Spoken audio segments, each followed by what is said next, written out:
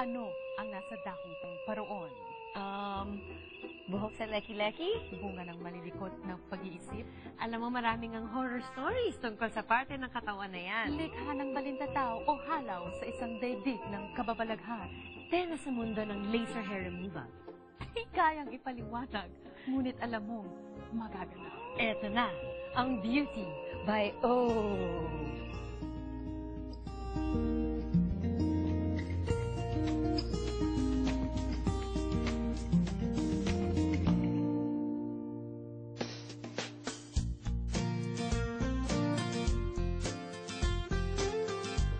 Hello mga kanisyon, magsasama-sama na naman po tayo sa another episode ng Beauty by O. At ang pag-uusapan natin ngayon ay tungkol sa laser hair removal. Alam ko marami sa inyo nagtatanong kung okay ba to, kung masakit ba, kung dangerous kasi gagamitin natin ng laser. Pero lahat ng mga tanong nang yan ay isa-isahin nating sasagutin sa ating episode na ito. At papakita natin din sa inyo kung paano natin matatanggal ang unwanted hair sa underarms, which is maraming problema sa mga babae na yan ang problema at saka sa legs. So ipapakita na namin sa inyo. Halika na! Ito po ngayon sa ang ating client na si Miss Mirna Raff, ipapakita natin sa inyo ngayon kung paano natin gagawin ang laser hair removal. Makakatulong din to sa mga bumps or yung hair follicles sa underarms natin, yung nakikita niyong chicken skin. Makakatulong to mag-flatten ulit yung surface and at the same time, makakatulong din to para maging mas maputi tignan ng underarms. So ngayon, ide-demo na natin. So this is our hair removal machine. It's called the ProWave 770. So this is the handle and this is where the laser beam comes out and comes in contact with your skin. So we're about to start the treatment with Miss Mirna. So Joyce is going to cover her eyes for protection. Close your eyes.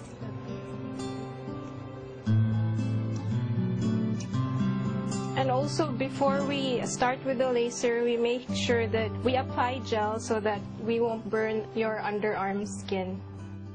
So right now, yung laser beam, it passes through your skin and then parang pinapatay niya yung follicles mo, kaya it inhibits hair growth. This treatment takes 10 months and you have to come once a month para effective yung treatment.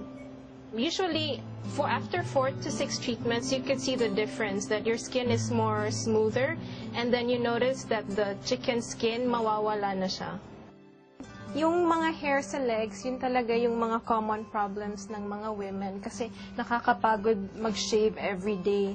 So maraming pumupunta dito para magpapa-hair removal sa legs nila. The laser treatment only takes a few minutes. Mas matagal lang sa legs compared sa underarm. So kanina sa underarm, mabilis lang. Pero sa legs, it will take a few more minutes. So sinong mga hindi pwede magpa-laser? Yun yung mga buntis, sino yung may mga sugat sa skin nila, mga cyst. Sila yung hindi pwede magpa-laser. So yung laser treatment, it should take at least 10 months and you have to come once a month. Kasi dapat may gap na 3 to 4 weeks yung laser treatment. Tapos after ng laser treatment, hindi ka na pwede mag-waxing or mag-pull ng hair. Okay, so tapos na tayo sa treatment. Madali lang talaga. It usually takes like 10 to 15 minutes. So you can just come by during your lunch break just to have the laser treatment done. Tapos na tayo sa treatment kay Miss Mirna Raff ng laser hair removal. Kamustahin naman natin siya. Anong masasabi mo doon, Tita Mirna? Ay, okay na okay. Wala na yung unwanted hair ko.